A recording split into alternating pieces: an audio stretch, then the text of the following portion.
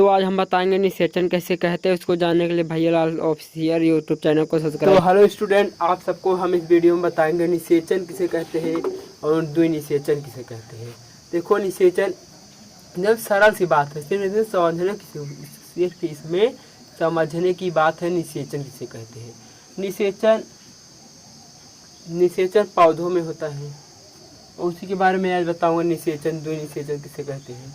देखो, द्विनिषेचन और निषेचन का परिभाषा बोर्ड में पूछता है, कहेगा निषेचन क्या है, कितने प्रकार के होते हैं, इसका स्पष्टीकरण कीजिए। फिर आपको कैसे परिभाषा बनाना है हम आप सबको बता रहे हैं आज लिखकर। निषेचन की पहले निषेचन की परिभाषा बताएंगे। निषेचन किसी नर युग्मक, इसका परिभाषा हम बताएंगे। किसी नर युग्मक परागकण का किसी मादा युग्मक अंडाणु से मिलने की प्रक्रिया को निषेचन कहते हैं। नहीं तो ऐसे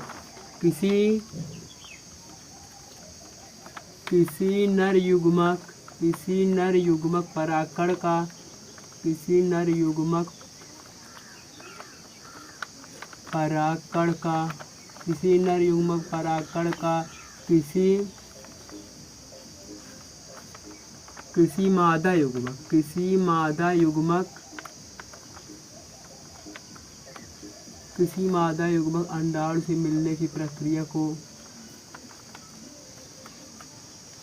अंडाणु से मिलने की प्रक्रिया को मिलने की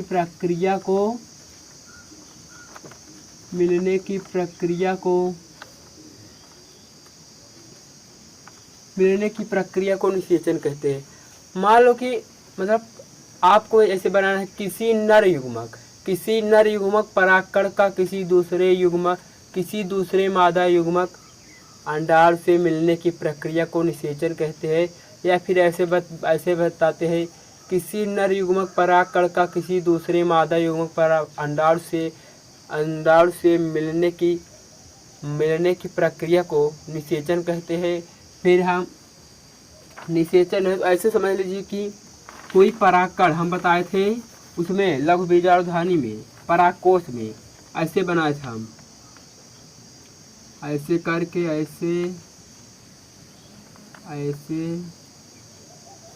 ऐसे करके बताए थे। इसमें परागकण स्थित था।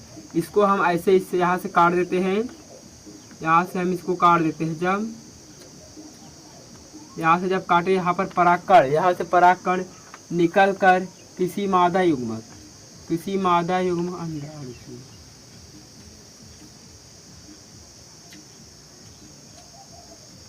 ये होगी क्या, मादा युग्मक अंडाणु से ऐसे पुष्प था ना, वही यहाँ पर पहुँचने की वर्तिकाग्र पर पहुँचने की क्रिया को निषेचन कहते हैं। और द्विनिषेचन किसे कहते हैं? द्विनिषेचन किसे कहते हैं? जब किसी परागकण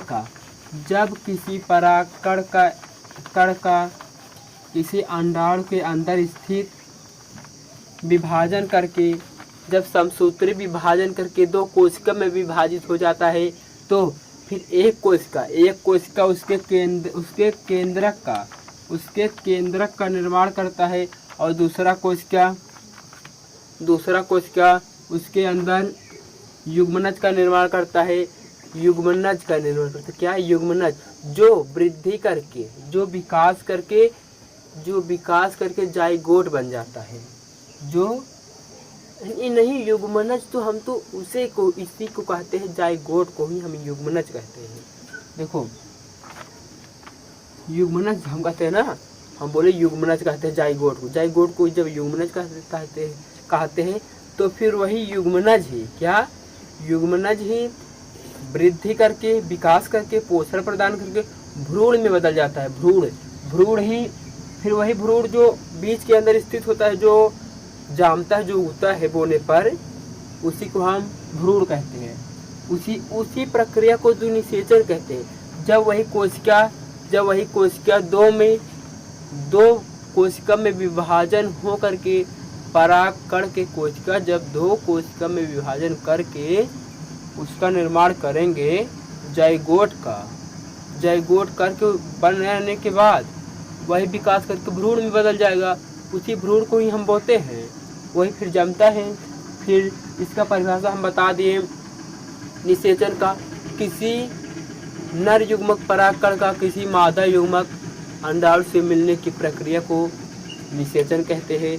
तो फिर हम अगले वीडियो में बताएंगे आप सबको,